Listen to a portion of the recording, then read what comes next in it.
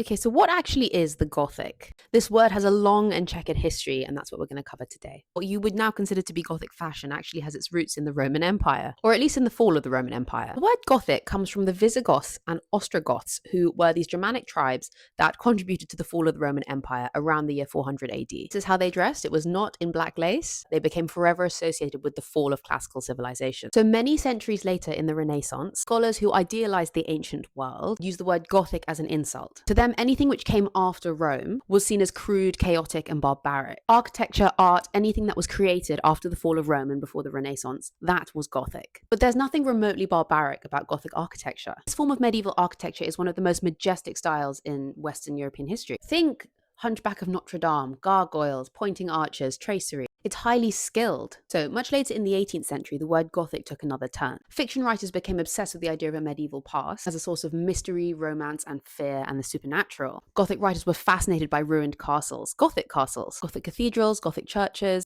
It sparked a whole genre of spooky, romantic fiction, all about a ruined medieval past. And this kind of spooky, melancholic Gothic aesthetic continued into the 19th century in fashion. And if you wore black and lace and all of that, you were considered mysterious, melancholic, and all of those things that we would now associate with kind of someone who's being Gothic. And I hope that was helpful for someone.